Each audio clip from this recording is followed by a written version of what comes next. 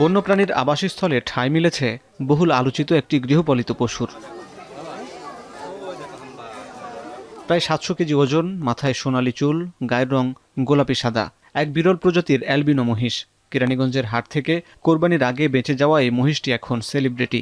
বিভিন্ন খামার ঘুরে এখন তার ঠিকানা জাতীয় চিড়িয়াখানা। মানে আমাদের আসল ডোনাল্ড ট্রাম্পের আকৃতি অনেকটা মিল আছে, তার চুল, তার চোখ অনেকটা মিল আছে ডোনাল্ড ট্রাম্পের সাথে। প্রথম যখন ইউটিউবে ইনস্টাতে দেখলাম তখন অনেক এক্সাইটেড ছিলাম দেখার জন্য সামনাসামনি। যুদ্ধ বাধায় রাখছে, দেশের সারা পৃথিবী জোড়া একটা অশান্তি, আর এরকম একটা নামের পশুকে কোরবানি দেওয়া জায়েজ বলে আমি মনে করি না। এই জন্য স্বরাষ্ট্রমন্ত্রীকে অশেষ ধন্যবাদ। ঈদুল আজহার পরের দিন শুক্রবার সকাল থেকেই জাতীয় চিড়িয়াখানায় ঢল নামে বিভিন্ন বয়সী মানুষের। কর্মব্যস্ততা ভুলে পরিবার পরিজন আর শিশুদের নিয়ে খাঁচায় বন্দী বন্য প্রাণীদের দেখতে দেশের বিভিন্ন স্থান থেকে আসেন দর্শনার্থীরা। বাচ্চাদের জন্য এখানে সবথেকে আনন্দের একটা জায়গা। চিড়িয়াখানা অনেক কিছু দেখার আছে, বাচ্চারা আসলে এখানে খুশি হয়। ওরা তো সবসময় মোবাইলে দেখে, টিভিতে দেখে, সামনাসামনি দেখলে কি বাচ্চাদের মধ্যে একটা আনন্দ হয়। চিড়িয়াখানায় ছোট বড় 135টিরও বেশি প্রজাতির প্রাণীর মধ্যে রয়্যাল বেঙ্গল টাইগার ও আফ্রিকান সিংহর খাঁচার সামনে দর্শনার্থীদের ভিড় বেশি।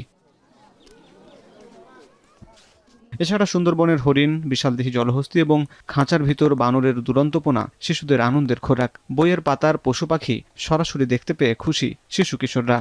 আমি জিজ্ঞেস করছি শেয়ালকে 2+2 কত, ও জানে না, তাহলে কি করে হলো? ও তো পণ্ডিত, ও তো চালাকি না। আগে দেখতাম, বই দেখতে ইচ্ছা অনেক করতো, আজ দেখবো।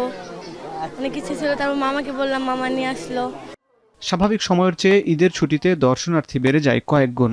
বিপুল এই দর্শনার্থীর চাপ সামলাতে টিকিট বিক্রির জন্য অতিরিক্ত বুথের পাশাপাশি সতর্ক ছিল ট্যুরিস্ট পুলিশের সদস্যরা। তবে তীব্র গরমে হাঁপিয়ে ওঠেন আগত দর্শনার্থীরা।